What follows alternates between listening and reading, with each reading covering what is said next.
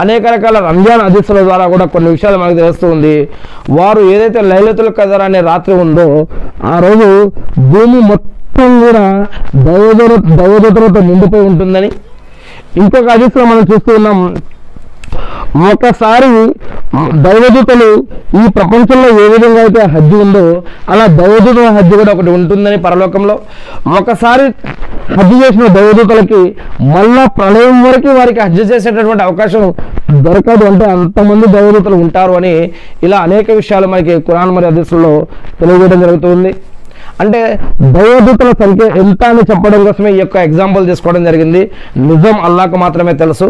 కాకపోతే ఇక్కడ ఆ యొక్క సంఖ్య ఎంత అంటే దానిని మనం చెప్పడానికి వీల్లేదు, అంతమంది దైవదూతలు ఉన్నారు అని చెప్పడం కోసమే ఈ యొక్క ఎగ్జాంపుల్ ఇవ్వడం జరిగింది. ఖురాన్ మరియు హదీసుల ఆధారంగా ఇస్లాం ప్రకారంగా ఈ యొక్క విషయం చూసినట్లయితే ఇక దైవదూతలుగానే మనం గుర్తించాలి, వారిని ఆరాధించకూడదు. వారిని ఎవరైతే సృష్టించాడో ఆ సృష్టికర్తను ఆరాధించాలి అని ఇస్లాం చెప్తుంది. అదేవిధంగా ప్రవక్తలను ఎవరైతే సృష్టించాడో ఆ ప్రవక్తలను కాదు మనం ఆరాధించాల్సింది, ఆ ప్రవక్తలను సృష్టించిన సృష్టికర్తను ఆరాధించాలని.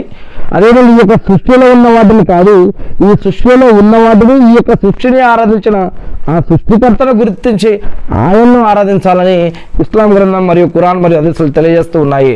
ఇలా మనం దైవదూతలు ఎంతమంది అయినా ఉన్నది ఉండకపోని, కానీ మనం ప్రవక్తలు ఎంతమంది అయినా ఉన్నది ఉండకపోని, కానీ దేవుడు మనకి జ్ఞానం ఇవ్వదలిచాడు. అది మన మధ్య ప్రవక్తలను ఎన్నుకొని ఆ ప్రవక్తల ద్వారా మనకి జ్ఞానం అనేది ఇచ్చాడు. మరి ఆ గ్రంథాలు ఇచ్చాడు, కొన్ని మహిమలు ఇచ్చాడు, జీవన పద్ధతులు ఇచ్చాడు, ఆరాధన పద్ధతులు ఇచ్చాడు.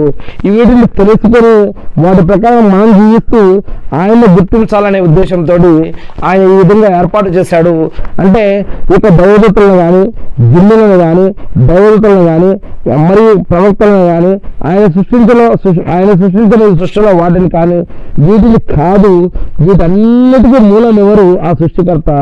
ఆయన్ని ఆరాధించండి అని చెప్పడమే ఇస్లాం యొక్క ముఖ్య ఉద్దేశం. ఖురాన్ మరియు హదీసులో ఇదే విషయం చెప్పడం జరిగింది.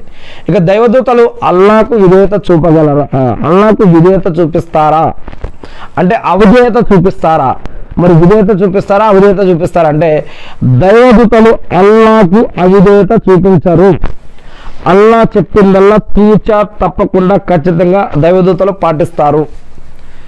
ఇక 20వ ప్రశ్న, 4 ప్రముఖ దైవదూతల పేర్లు మరియు వారి పనులు చెప్పండి అని అడుగుతూ ఉన్నారు. అంటే ఉదాహరణకి 4 దైవదూతలు కనుక వారి పేర్లను మనం ఖురాన్ మరియు హదీసుల రంగా తీసుకుంటే, ఉదాహరణకి జిబ్రీల్ అలైహిస్సలాం గారు అనే ఒక దైవదూత. వీరు అల్లాహ్ యొక్క సందేశాన్ని